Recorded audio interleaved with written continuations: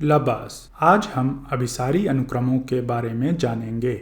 वास्तविक संख्याओं के अनुक्रम x1, x2, x3 आदि को अभिसारी अंग्रेजी में कन्वर्जेंट सीक्वेंस कहा जाता है यदि कोई वास्तविक संख्या x इस प्रकार हो कि प्रत्येक धनात्मक एप्सिलॉन के लिए एक धन पूर्णांक n होगा जिससे बड़े सभी सूचकांक m हेतु अनुक्रम के पद xm तथा संख्या x के बीच की दूरी एप्सिलॉन से कम हो।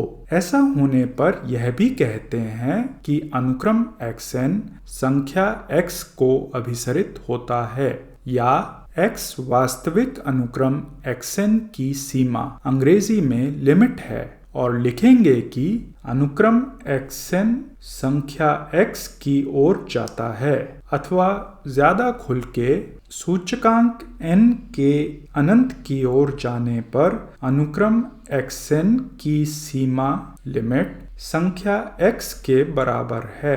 आइए अभिसारी अनुक्रमों के कुछ उदाहरण देख लेते हैं। हमारा दावा है कि अनुक्रम ऋण 1 की घात n/n संख्या 0 को अभिसरित होता है। पहले हम यह समझते हैं कि इस अनुक्रम के पद संख्या रेखा पर कहाँ पाए जाते हैं।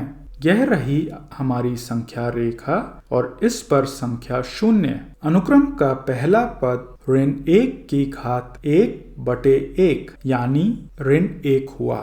अगला पद ऋण 1 का वर्ग बटे 2 मतलब 1/2 0 के ज्यादा करीब है।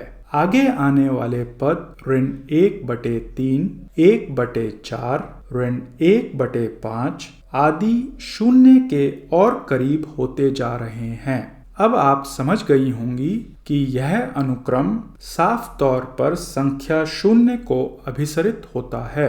इसी बात को अब औपचारिक तरीके से सिद्ध करेंगे।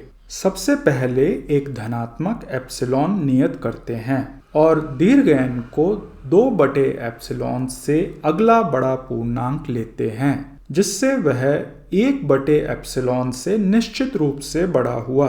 अब n से बड़े सभी सूचकांक m हेतु अनुक्रम के mवें पद ऋण 1 की घात m/m के संख्या 0 से अंतर का निरपेक्ष मान 1/m है जो 1/दीर्घ n से कम है और 1/दीर्घ n स्वयं एप्सिलॉन से कम मात्रा है। अतः अभिसरण की परिभाषा से हमारा कथन सत्य है।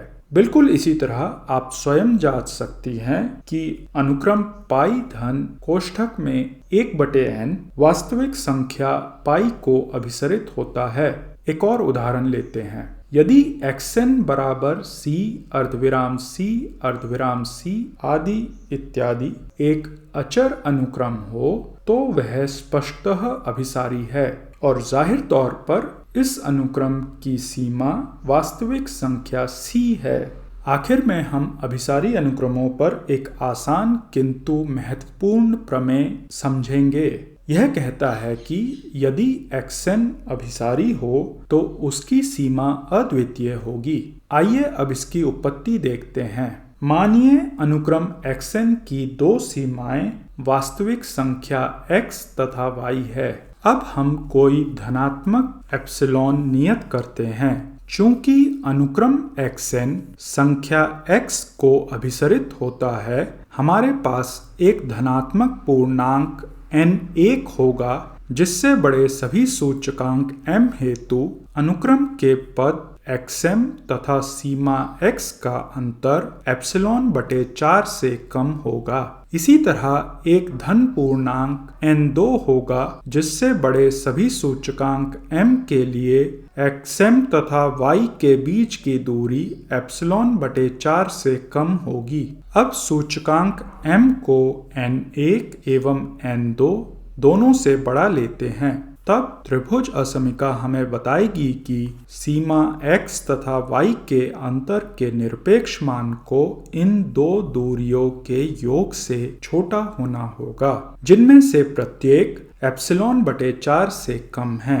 कुल मिलाकर x तथा y के बीच की दूरी एप्सिलॉन से कम हुई। चूंकि एप्सिलॉन को कितना भी छोटा लिया जा सकता है, सीमाओं x तथा y की दूरी को शून्य होना होगा। अतः x बराबर y और हमारे अनुक्रम की सीमा अद्वितीय हुई। हमें नीचे टिप्पणी लिखकर बताइए कि यह पाठ आपको कैसा लगा। पसंद आने पर सहपाठियों संग साझा करें और सदस्य बने। यदि आपके गणित से जुड़े कुछ अन्य प्रश्न हैं जिन पर चर्चा की जाए तो हमसे ईमेल के जरिए भी पूछ सकती हैं। ईमेल पता नीचे दिया गया है। शुक्रिया। सूदी।